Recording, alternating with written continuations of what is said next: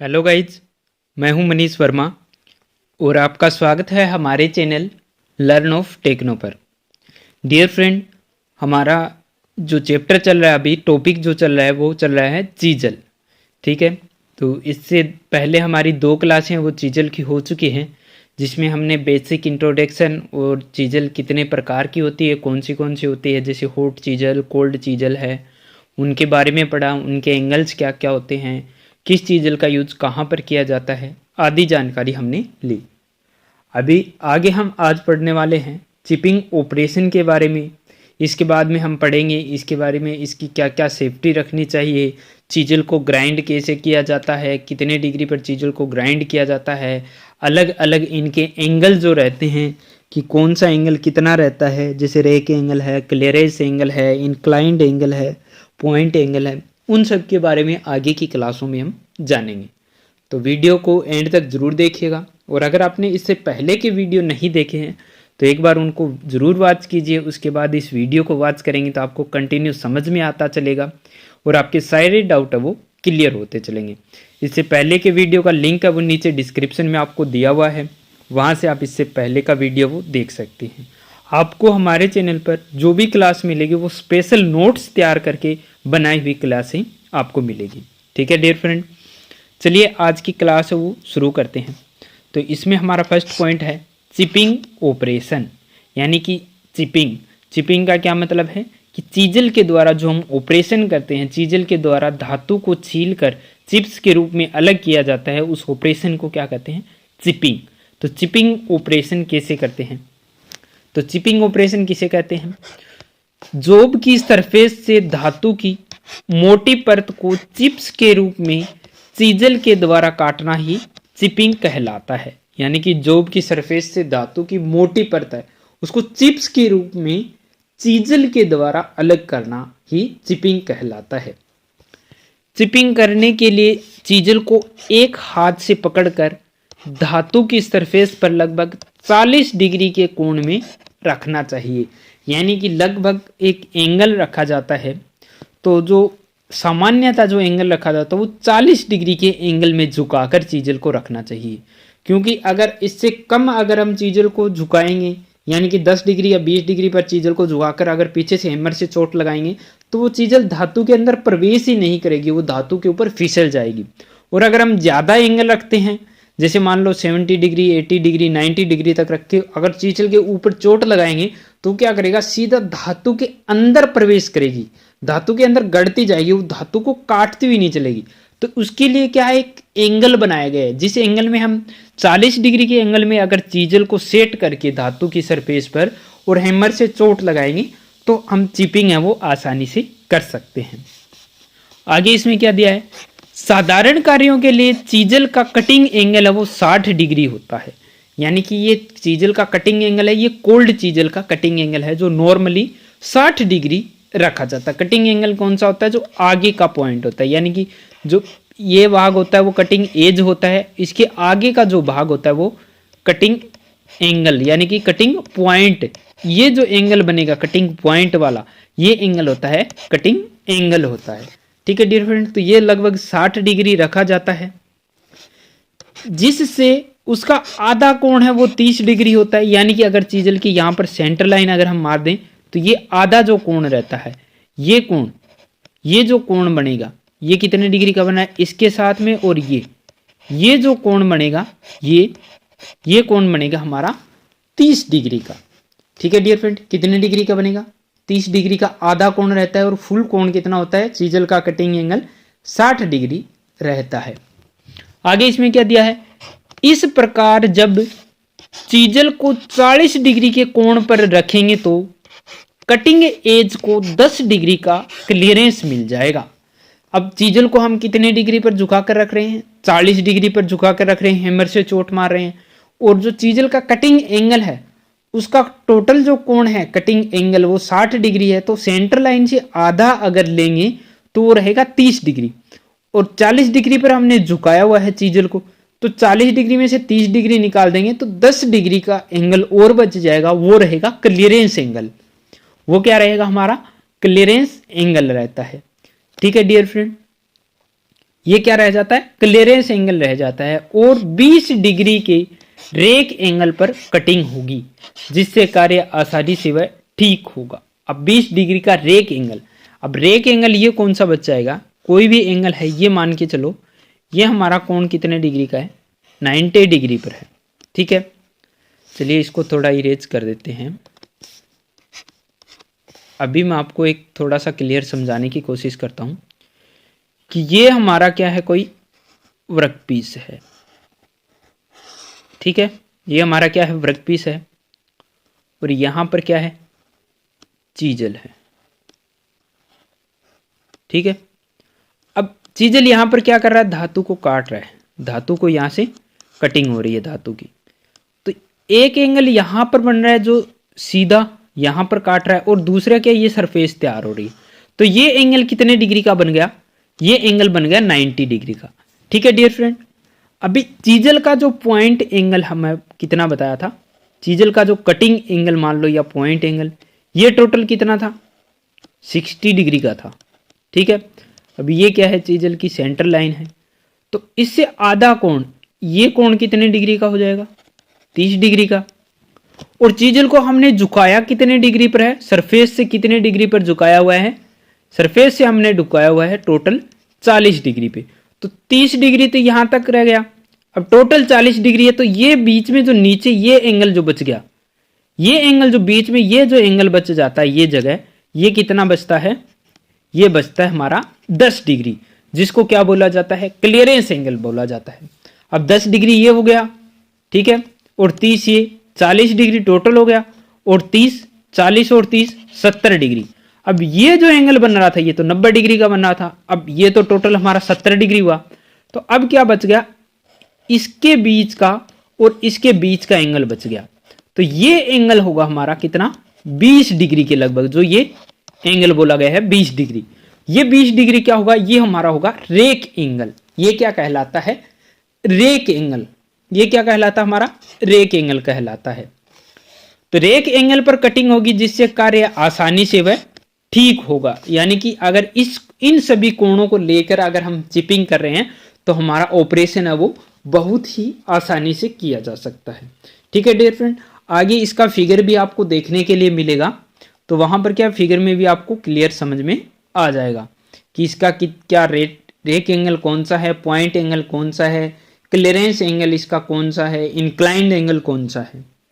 ठीक है dear friend, next है हमारा चीजल कटिंग एक्शन एंगल। यानी कि चीजल का कटिंग एक्शन एंगल कौन से होते हैं जिसके द्वारा हम आसानी से चिपिंग कर सकते हैं।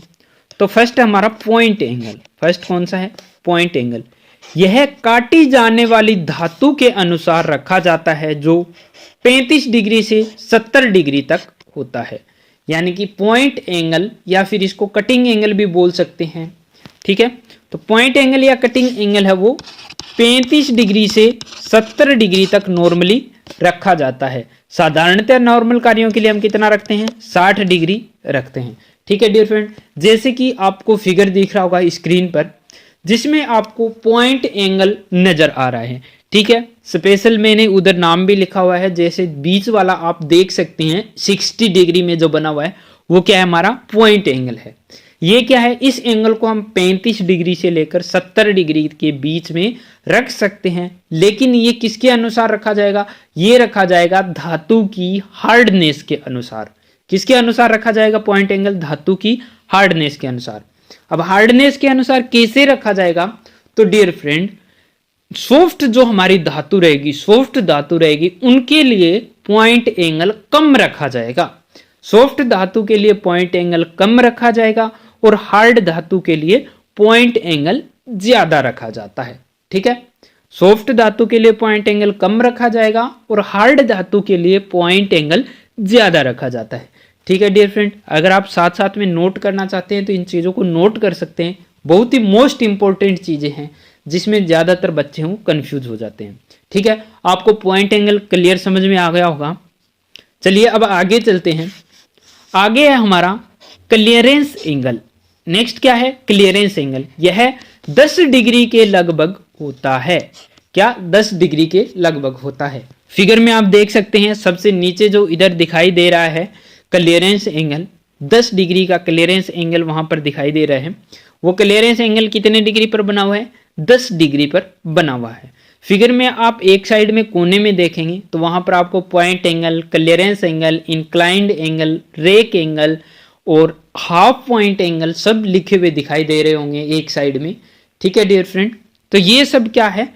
ये एंगल दिए हुए हैं। ठीक है, और फिगर में आपको समझाने की कोशिश की जा रही है कि क्लियरेंस एंगल कौन सा बनेगा, पॉइंट एंगल कौन सा बनेगा, हाफ पॉइंट एंगल कौन सा रहेगा, इंक्लाइंड एंगल कौन सा रहेगा और हमारा रेक एंगल कौन सा रहेगा। तो क्लियरेंस एंगल आपको नीचे की तरफ में दिखाई दे रहा होगा, ये होता है हमारा 10 डिग्री के लगभग। ठीक है डियर फ्रेंड, इसमें मैं आपको बता दूं कि अगर हम क्लियरेंस एंगल को कम या ज्यादा करते हैं तो हमारा इंक्लाइंड एंगल और रेक एंगल भी कम या ज्यादा होता है। ठीक है डियर फ्रेंड, अगर क्लियरेंस एंगल को कम या ज्यादा करते हैं तो इंक्लाइंड एंगल और रेक एंगल कम या ज्यादा होता है। ठीक है, नेक्स्ट है हमारा इंक्लाइंड एंगल। नेक्स्ट क्या हमारा? Inclined angle. तो इंक्लाइंड एंगल में क्या दिया हुआ है? चिपिंग करते समय चीजल को जिस कोण पर पकड़ कर रखा जाता है उसे झुकाव का कोण कहते हैं। झुकाव का कोण यानी कि उसे इंक्लाइंड एंगल कहते हैं। यह 40 डिग्री के लगभग होता है। कितने डिग्री के लगभग होता है? 40 डिग्री के लगभग होता है, लेकिन धातुओं के अनुसार अलग अलग भी होता है। इंक्लाइंड एंगल, जो झुकाव का कोण आपको दिखाया जा रहा है, फिगर में आप देख सकते हैं इंक्लाइंड एंगल आपको दिखाई दे रहा होगा।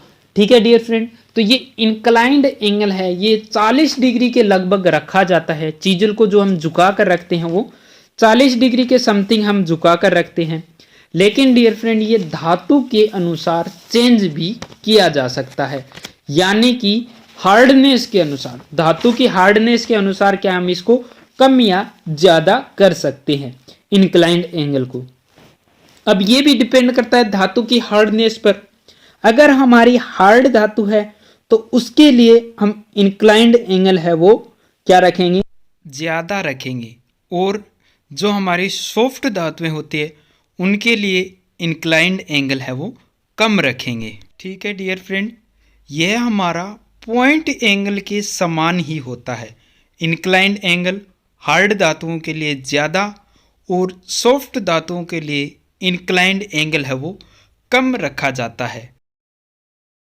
ठीक है डियर फ्रेंड, नेक्स्ट है हमारा रेक एंगल। नेक्स्ट क्या है? Rake angle. तो रेक एंगल क्या होता है? चिपिंग करते समय जो धातु ऊपर उठती है, जो धातु ऊपर उठती है उसकी सतह और चीजल के पॉइंट एंगल के साथ लगती सतह के बीच जो कोण बनता है उसे रेक एंगल कहते हैं। यह 20 डिग्री के लगभग होता है। यानी कि चिपिंग करते समय जो धातु ऊपर उठ रही है उसकी सतह और चीजल के पॉइंट एंगल के साथ लगती सतह के बीच जो कोण बनता है वो हमारा रेक एंगल कहलाता है। जैसे कि आप फिगर में देख सकते हैं, सबसे ऊपर क्या है? रेक एंगल आपको दिखाई दे रहा होगा। सबसे ऊपर क्या है डियर फ्रेंड? आपको रेक एंगल दिखाई दे रहा होगा। ये क्या होता है? 20 डिग्री के लगभग रखा जाता है। रेक एंगल है वो 20 डिग्री के लगभग रखा जाता है। ठीक है डियर फ्रेंड, और इसमें भी क्या है? ये भी धातु के अनुसार डिपेंड करता है। जैसे कि ये रेक एंगल किसके ऊपर डिपेंड करेगा? इंक्लाइंड एंगल और क्लियरेंस एंगल के अनुसार। तो ये कैसे डिपेंड करता है? तो डियर फ्रेंड, जैसे कि आप फिगर में देख रहे हैं ऊपर कोने में एक लाइन लिखी हुई है, when the rake angle increased, when the rake angle increased the clearance angle and inclination angle will decreased. यानी कि जब भी रेक एंगल बढ़ेगा तब क्लियरेंस एंगल और इंक्लाइंड एंगल कम होगा। यानी कि रेक एंगल को अगर हम बढ़ाएंगे तो क्लियरेंस एंगल और इंक्लाइंड एंगल है वो ऑटोमेटिक कम होंगे। और दूसरी ओर क्या होगा कि when the rake angle decrease the clearance angle and inclined angle will increased. क्या बोला है? When the rake angle decreased the clearance angle and inclined angle will increased. यानी कि जब भी रेक एंगल को हम कम करेंगे, रेक एंगल को कम करेंगे तो हमारा इंक्लाइंड एंगल और क्लियरेंस एंगल ज्यादा होगा। ठीक है, रेक एंगल को अगर हम कम करेंगे तो इंक्लाइंड एंगल और क्लियरेंस एंगल ज्यादा होगा, और अगर हम रेक एंगल को बढ़ाएंगे तो हमारा इंक्लाइंड एंगल और क्लियरेंस एंगल कम होगा। ठीक है डियर फ्रेंड, तो इस बात को हमें विशेष रूप से ध्यान में रखना है। ठीक है डियर फ्रेंड, इसका आप स्पेशल नोट बनाकर भी रख सकते हैं। और साइड में आपको फिगर में दिखाई दे रहा होगा रेक एंगल 20 डिग्री का दिया हुआ है, पॉइंट एंगल 60 डिग्री का है, हाफ पॉइंट एंगल 30 डिग्री का है, इंक्लाइंड एंगल 40 डिग्री का है और क्लियरेंस एंगल 10 डिग्री पर बनाया हुआ है। ठीक है डियर फ्रेंड, अगर आप फिगर का स्क्रीनशॉट लेना चाहते हैं तो आगे फिगर आएगा, वहाँ पर आपको सारे एंगल क्लियर दिखाई देंगे। ठीक है डियर फ्रेंड, चलिए आगे देखते हैं। चलिए डियर फ्रेंड आगे देख लेते हैं। आगे इसमें क्या दिया है, स्पेशल नोट एक लिखा हुआ है। क्या लिखा हुआ है नोट में? नोट में लिखा हुआ है angle of inclination of different material, यानी कि झुकाव का कोण अलग अलग मटेरियल के लिए, यानी कि जो इंक्लाइंड एंगल होता है वो क्या होता है, अलग अलग मटेरियल के लिए अलग अलग रखा जाता है। जैसे कि डियर फ्रेंड मैंने आपको पहले ही बताया था कि इंक्लाइंड एंगल है वो धातु की हार्डनेस के अनुसार है वो कम और ज़्यादा होता है, यानी कि थोड़ी हार्ड धातु होगी तो उसके लिए हम क्या करेंगे, इंक्लाइंड एंगल थोड़ा ज़्यादा रखेंगे, और सॉफ्ट धातु होगी उसके लिए इंक्लाइंड एंगल है वो थोड़ा कम रखा जाता है। ठीक है डियर फ्रेंड, तो आगे इसमें क्या दिया हुआ है देख लेते हैं। सारणी को अगर आप नोट करना चाहते हैं तो इसको नोट भी कर सकते हैं। इसमें अलग अलग क्या है मटेरियल दिए हुए हैं। ठीक है डियर फ्रेंड, अगर आप सारणी को इसी प्रकार से बनाना चाहते हैं या इसका स्क्रीनशॉट लेकर रखना चाहते हैं तो आप इसका स्क्रीनशॉट ले लीजिए। बहुत ही इंपॉर्टेंट नोट है, वो तैयार करके आपको दिए जा रहे हैं। तो इसमें सबसे पहले क्या है हमारा high carbon steel. High carbon steel के लिए इंक्लाइंड एंगल 39.5 डिग्री रखा जाता है। कास्ट आयरन के लिए 37 डिग्री रखा जाता है। माइल्ड स्टील के लिए 34.5 डिग्री रखा जाता है। कॉपर के लिए 29.5 डिग्री रखा जाता है। ब्रास के लिए 32 डिग्री रखा जाता है और एल्यूमिनियम के लिए 22 डिग्री इंक्लाइंड एंगल रखा जाता है। हार्ड धातु के लिए थोड़ा ज़्यादा इंक्लाइंड एंगल रखते हैं और सॉफ्ट धातु के लिए इंक्लाइंड एंगल है वो थोड़ा कम रखा जाता है, क्योंकि अगर सॉफ्ट धातु में इंक्लाइंड एंगल ज़्यादा रख देंगे तो ऊपर से चोट लगाएंगे तो चीज क्या होगा, धातु के अंदर ज़्यादा घुस जाएगा। ठीक है, और अगर हार्ड धातु के लिए इंक्लाइंड एंगल कम रखेंगे और उसके ऊपर चोट लगाएंगे तो वो क्या होगा, हमारा आगे की ओर फिसल जाएगी, धातु के अंदर प्रवेश नहीं करेगी। तो इसके लिए थोड़ा इंक्लाइंड एंगल है वो ज़्यादा रखा जाता है। ठीक है, आगे जैसे कि आप फिगर देख सकते हैं, ये फिगर मैंने आपको पहले ही दिखा दिया है, सेम वही फिगर है। ठीक है डियर फ्रेंड, एक बार फिर से देख सकते हैं। इसमें यहाँ पर रेक एंगल दिया हुआ है, यहाँ पर हाफ पॉइंट एंगल दिया हुआ है, इसके बाद में इंक्लाइंड एंगल दिया हुआ है, ये पॉइंट एंगल दिया हुआ है। ठीक है, थोड़ा सा इसको अभी आपको क्लियर समझ में आ रहा होगा। जैसे कि रेक एंगल कौन सा है, ये वाला रेक एंगल है। ठीक है डियर फ्रेंड, जो 20 डिग्री के लगभग रखा जाता है। इसके बाद ये यहाँ से लेकर और यहाँ तक ये है half point angle. Half point angle कितना है, 30 डिग्री के लगभग रखा जाता है। ठीक है, यहाँ से लेकर और ये यहाँ तक ये पूरा क्या है, पॉइंट एंगल है। पॉइंट एंगल कितना रखा जाता है, 60 डिग्री के लगभग रखा जाता है। और ये है हमारा यहाँ से लेकर और इस सरफेस तक इंक्लाइंड एंगल, जिसको क्या इंक्लिनेशन एंगल भी बोलते हैं। इंक्लाइंड एंगल झुकाव का कोण ये होता है 40 डिग्री के समथिंग, और सबसे नीचे ये वाला कोण ये क्या होता है, हमारा क्लियरेंस एंगल होता है, जो 10 डिग्री के समथिंग है वो रखा जाता है। ठीक है डियर फ्रेंड, ऊपर एक लाइन भी लिखी हुई है, इसमें क्या लिखा हुआ है, when the rake angle increased the clearance angle and inclined angle will decrease, यानी कि जब भी रेक एंगल बढ़ेगा तब इंक्लाइंड एंगल और जो सबसे नीचे हमारा ये क्लियरेंस एंगल है ये क्या होगा, हमेशा ही कम होगा। ठीक है, और इसके अपोजिट दूसरी लाइन भी हम बना सकते हैं, कैसे कि अगर रेक एंगल को कम करेंगे तो हमारा इंक्लाइंड एंगल और हमारा क्लियरेंस एंगल है वो बढ़ेगा। ठीक है डियर फ्रेंड, यानी कि ये जो टोटल एंगल जो रहता है इसका ये 90 डिग्री रहता है, उसी के अंदर क्या हमारा चीजल को पूरी को सेट करके चिपिंग की जाती है। ठीक है डियर फ्रेंड, आपको क्लियर समझ में आ गया होगा, फिगर आपको 2 से 3 बार दिखा दिया गया है। ठीक है, आगे है हैमर स्विंग व्हील चिपिंग, यानी कि हैमर की स्विंग किस प्रकार से रखी जाती है जब हम चिपिंग ऑपरेशन करते हैं। तो डियर फ्रेंड देख लेते हैं, अभी इसमें हैमर की स्विंग है, इसके 3 पॉइंट है, चलो इनको देख लेते हैं, वीडियो काफ़ी बड़ा हो रहा है। इसमें क्या बोला है, हैमर स्विंग व्हील चिपिंग, जब चिपिंग करते हैं तब हैमर की स्विंग यानी कि हैमर की चोट है वो किस हिसाब से लगानी चाहिए चीजल पर।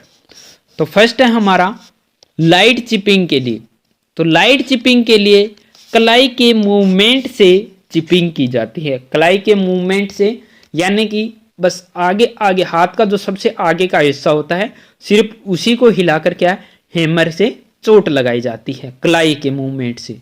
ठीक है, तो वो होगी लाइट चिपिंग के लिए, यानी बिल्कुल हल्के वर्क के लिए। नेक्स्ट है नॉर्मल चिपिंग, तो नॉर्मल चिपिंग के लिए मध्यम परत हटानी हो तो कलाई और बाजू के अगले हिस्से के मूवमेंट से चिपिंग की जाती है। यानी कि नॉर्मल चिपिंग के लिए हम क्या करेंगे, कलाई यानी कि हाथ का सबसे अगले हिस्से को भी मोड़ेंगे और कोहनी बाजू के अगले हिस्से यानी कोहनी तक को मोड़ेंगे, कोहनी तक पूरे हाथ को हिलाएंगे, पूरे हाथ को ऊपर ले जाकर हैमर से चोट मारेंगे सिर्फ कोहनी तक। ठीक है डियर फ्रेंड, जो हमारा लो चिपिंग थी, ठीक है, सबसे लाइट चिपिंग थी, उसके लिए क्या बिल्कुल हाथ का जो अगला जो जॉइंट होता है सिर्फ कलाई को हिला रहे थे। नॉर्मल चिपिंग के लिए बाजू के अगले हिस्से यानी कोहनी तक के हाथ को हिलाकर चोट लगाएंगे। ठीक है, और नेक्स्ट और लास्ट है हमारा हेवी चिपिंग। हेवी चिपिंग के लिए अधिक मोटी परत हटानी हो तो कलाई और बाजू के अगले और पिछले हिस्से के मूवमेंट से चिपिंग की जाती है। यानी कि अगर हेवी चिपिंग करनी है तो क्या करेंगे, बाजू के अगले और पिछले हिस्से के मूवमेंट से चिपिंग की जाती है, यानी कि पूरा हाथ हमारा सर के बराबर से पीछे तक जाना चाहिए, उसके बाद पूरी चोट लगनी चाहिए। यानी कि हमारा जो शोल्डर है, कंधा है, वहां तक पूरे हाथ में मूवमेंट होनी चाहिए, शोल्डर की भी मूवमेंट हेवी चिपिंग में ऐड होनी चाहिए। ठीक है डियर फ्रेंड, चलिए मैं आपको इन तीनों के फिगर भी दिखा देता हूं। स्क्रीन पर आप फिगर देख रहे होंगे जिसमें आपको 3 ऑप्शन दिखाए हुए हैं। ठीक है डियर फ्रेंड, फिगर में क्या है, आपको लाइट चिपिंग, नॉर्मल चिपिंग और हेवी चिपिंग के फिगर आपको दिखाई दे रहे होंगे। सबसे फर्स्ट वाला ए वाला जिसमें लाइट चिपिंग लिखा हुआ है, इसमें क्या कर रहा है, ये सिर्फ आगे आगे के हाथ को हिला रहा है ऐसे से। ठीक है, यानी कि किसको हिला रहा है, कलाई को मूवमेंट कर रहा है। ठीक है, बी में क्या है, नॉर्मल चिपिंग है, तो इसमें क्या कर रहा है, ये कोहनी तक हिला रहा है हाथ को। ठीक है, शोल्डर नहीं हिला रहा है, कंधा नहीं हिल रहा है, बिल्कुल कोहनी तक का हाथ है वो इसमें मूवमेंट कर रहा है। और लास्ट हमारा हेवी चिपिंग, सी में आप देख सकते हैं हेवी चिपिंग, तो इसमें क्या है, शोल्डर भी हिल रहा है, शोल्डर भी मूवमेंट कर रहा है इसके साथ में।